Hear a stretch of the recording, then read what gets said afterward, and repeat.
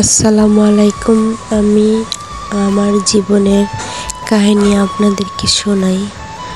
আমার বয়স এখন বর্তমান সঠিকটা বলতে পারি না। আমার যখন বয়স 13-14 তখন আমার বিয়ে হয় কারণ করোনার মধ্যে স্কুলে পড়তে পারতাম না, ভালো লাগতো না দেশে, তাই আমি ঢাকা বেড়াইতে আসছিলাম আমার বড় বোনের কাছে।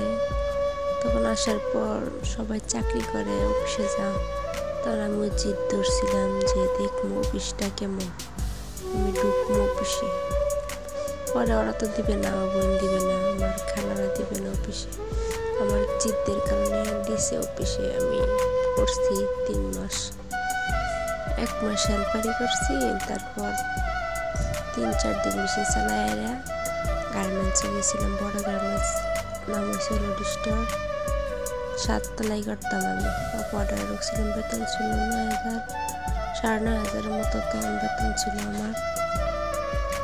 তো 3 মাস চাকরি করে আর ভালো লাগে না দেশে। আমার ভাইয়েরা, আমার বাবারা বলতেছে যে চলো চলো দেশে এখন স্কুল খুলছি। তখন আমি আবার চাকরি সাইডে দেশে যাবো। বাসায় কতদিন ছিলাম বইয়া, চাকরি বেতনটা দিব, বেতন নিয়ে দেশে যাবো। তখন আমার আলামিন ভাই ছিল, খালাতো ভাই, সে ফোন দিছে যে আমরা এনে বেড়ায় যাও। পরে আমার বোনকে চাইবি যখন তুই বেড়ায় যাই। তখন সাভার আমার আলামিন ভাইরা থাকে, খালাতো ভাই সাভার থাকে। তখন আমি সাভার আসি। সাভার আসার পর কদিন বেড়াইলাম। তখন কেমনি আমার বিয়ে হইতেছে, বিয়ে হইলো, এই কাহিনীটাই আপনাদের শোনাবো।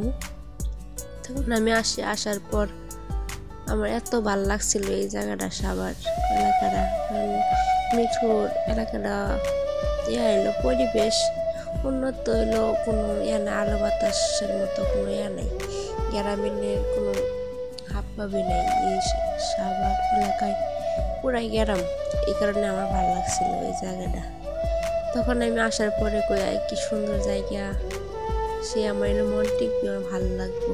তখন আমার হাজব্যান্ড, তখন তো ওর সাথে কোনো পরিচয় নাই, সে কথা শুনছি।